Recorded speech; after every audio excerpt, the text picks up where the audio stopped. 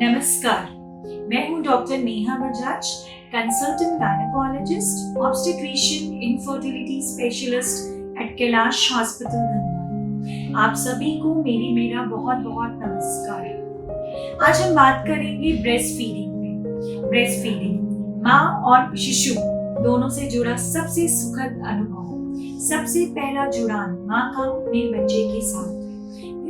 Breast feeding को हमेशा से, बहुत पुराने जमाने से माँ और शिशु की एक दूसरे की जो बॉन्डिंग होती है उसके लिए बहुत ही महत्वपूर्ण माना गया है, जिसको आज के मॉडर्न साइंस ने भी प्रूव किया है, राइट। और कहते हैं ना, माँ के दूध का कर्ज तो जिंदगी भर चलता है। सो दैट रियली मैटर्स कि माँ का दूध शिशु के लिए कितना इम्पोर्टेंट है। आज हम इस बारे में बात करेंगे कि यह जो प्रोसेस है, ये जो नेचुरली भगवान ने ये सुविधा दी है, ये क्यों अच्छी है, कितनी अच्छी है और कितनी पालन करनी चाहिए। तो अगर हम सबसे पहले शिशु के बारे में बात करें तो शिशु का जो पहला आहार होता है वो माँ का दूध ही होना चाहिए। इस बारे में मैं ये जरूर बताना चाहूंगी कि कुछ फैमिलीज में, कुछ क्या मैक्सिमम फैमिलीज में जन्म घुट्टी का सिस्टम होता है, जिसमें फैमिलीज शहद देती हैं, शहद से ओम लिखती हैं या जरा सा शहद चटाते हैं बच्चों को। ये हम अलाउ करते हैं एज डॉक्टर्स। इसका सबसे बड़ा कारण ये होता है क्योंकि आज तो हमें पता होता है, जब डायबिटिक मदर्स होती हैं और बच्चे का शुगर डिलीवरी के बाद या जन्म के बाद नीचे जाता है, उसका जो शुगर का लेवल है वो डाउन होता है, जिससे बच्चे को दिक्कत होने की संभावना होती है। तो हम लोग तो शुगर के लेवल्स अपने ग्लूकोज स्ट्रिप से चेक कर लेते थे, और पुराने जमाने में ये एक प्रैक्टिस बेस्ड था, ये एक एक्सपीरियंस बेस्ड प्रोसेस था कि पैदा होते के साथ वो हर बच्चे को एक शहद चुसाते थे, जिसकी वजह से बच्चे का शुगर डिप नहीं करता था। So this is a nice habit. तो ये शुगर हनी टच करना जीभ पे, जिसको जन्म घुट्टी बोलते हैं, तो this can be allowed. But otherwise शिशु का जो पहला आहार होना चाहिए और जो उसके जन्म के 6 महीने तक होना चाहिए, दैट इज माँ का दूध। और ये जन्म के आधे घंटे के अंदर, एक नॉर्मल डिलीवरी के केस में आधे घंटे के अंदर और सिजेरियन के केस में 2 घंटे के अंदर शुरू कर देना चाहिए। मैक्सिमम सेंटर्स में और हमारे सेंटर पर भी एक्सेप्ट फॉर कि जहाँ बच्चे को डॉक्टर साहब अलाउ नहीं करते, बच्चे के डॉक्टर मैक्सिमम केसेस में ओटी में ही हम सकिंग शुरू करा देते हैं, जिससे माँ का एक बॉन्डिंग पैदा होते के साथ ही बच्चे के साथ स्टैब्लिश होती है। स्टिमुलेशन से हार्मोन सिक्रीशन होते हैं, जिससे मिल्क प्रोडक्शन और अच्छा होता है। बेबी को भी सकिंग हैबिट्स होती है, रेस्पिरेटरी प्रॉब्लम्स कम होती हैं। शिशु के लिए तो सबसे बड़ी बात है यही उसका आहार, यही उसका भोजन है। माँ के दूध में ऐसे तत्व हैं, भगवान ने उनको ऐसे कॉम्बिनेशंस में रखा है जो बच्चे की सारी जरूरतों को पूरा करते हैं। उसमें बच्चे के लिए पानी होता है, बच्चे के लिए ग्लूकोज होता है, उसमें शुगर होता है, फैट होता है, कार्बोहाइड्रेट होते हैं, विटामिन्स होते हैं। सबसे इम्पोर्टेंट बच्चे की इम्यूनिटी बढ़ाने के लिए, जो बच्चा अभी माँ के पेट में सुरक्षित था, एक इम्यून एनवायरनमेंट में था, वो जैसे ही बाहर आता है माँ के दूध के थ्रू उसको इम्यूनिटी बस्टर्स मिलते हैं, इंटरफेरॉन्स मिलते हैं, आपको बहुत सारी ऐसे केमिकल्स जाते हैं जिससे उसकी इम्यूनिटी स्ट्रांग होती है, वो इन्फेक्शन से फाइट करता है। शॉर्ट टर्म में बच्चे का वेट गेन अच्छा होता है, बच्चे को माँ का दूध बचता अच्छा है, उसको ना तो कब्जियत होती है, ना उसको डायरिया होता है, बच्चे का संपूर्ण आहार कंसिडर किया जाता है। माँ के दूध में जो प्रोटीन्स होते हैं वो बहुत ही सुपाच्य प्रोटीन्स होते हैं और वो बच्चे को बहुत इजीली डाइजेस्टेबल होते हैं, तो कोलिक होने के चांसेस भी कम होते हैं। कुछ बच्चों को मिल्क एलर्जीज होती है, तो उन कंडीशंस में कभी कभी जो बच्चे के डॉक्टर, पीडियाट्रिशियन डॉक्टर साहब होते हैं, वो कभी कभी मना करते हैं, but that is not in every case. Overall हम ये मान के चलते हैं कि सबसे सुरक्षित और सबसे संपूर्ण आहार बच्चे के लिए माँ का दूध है।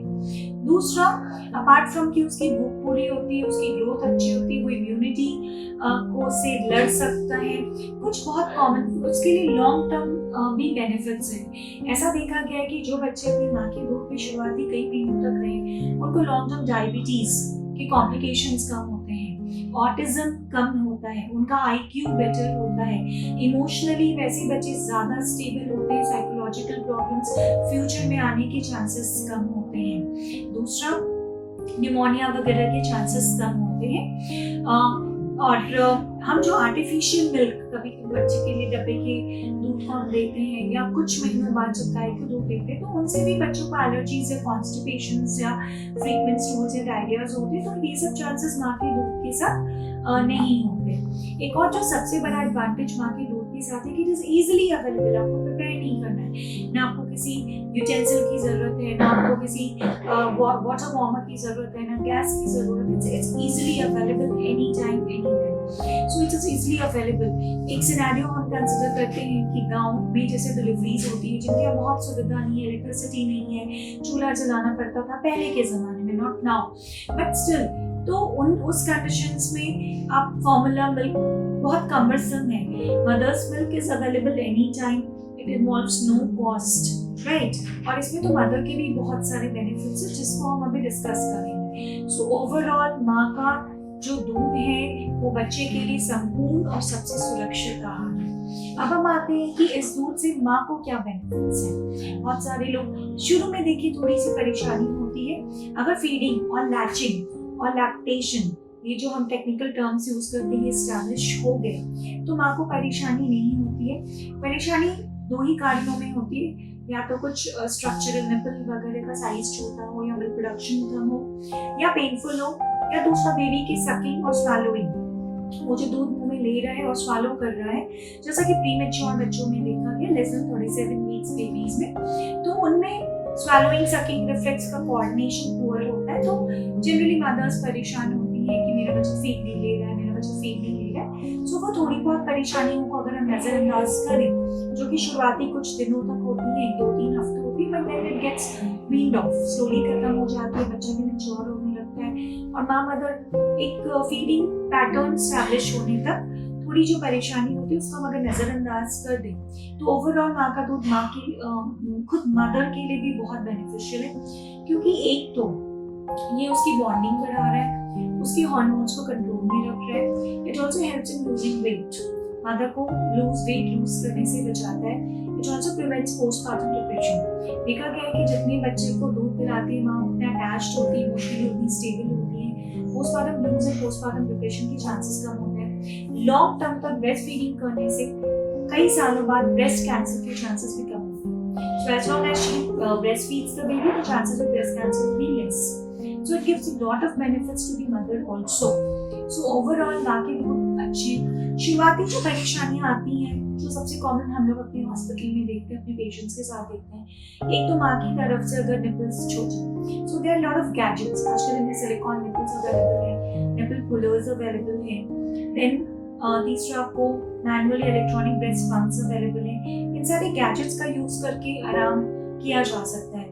हम बहुत इंपॉर्टेंट है, ब्रेस्ट अगर कभी वॉश्ड हो जाए, ब्रेस्ट टाइट हो जाए, दूध बहुत ज्यादा इकट्ठा हो जाए, तो उनको गर्म पानी के टॉवल से थोड़ा सा हॉट फॉर्मेंटेशन करके सेक कर फिर मिल्क को इन गैजेट्स के थ्रू निकालना। दूसरा, प्रेगनेंसी की शुरुआती में ही निपल के साइज को असेस करके स्लोली जो निपल एक्सरसाइजेस होते हैं उनसे निपल का साइज थोड़ा बेटर होता है, तो बाद में तुरंत अचानक से प्रॉब्लम्स फेस नहीं करनी पड़ती है। तीसरा ये कि जिनके निपल्स बिल्कुल बने नहीं होते उनको पंप्स तो यूज करना ही पड़ता है। बहुत रेयर केसेस ऐसे भी होते हैं जिनके एकदम रिफ्रैक्टिव निपल्स होते हैं, बहुत अंदर की तरफ निपल्स होते हैं, तो उसमें फीडिंग बिकम्स क्वाइट डिफिकल्ट। एक जो बहुत कॉमन क्वेश्चन जिसके बारे में बहुत ज्यादा लोगों को जानकारी नहीं होती है या सही तरीके से जानकारी नहीं, जैसे breast milk preservation. So tell you कि breast milk preservation is possible. Mother's milk को आप बच्चे के लिए सेव कर सकते हैं अगर आपका मिल्क प्रोडक्शन अच्छा है।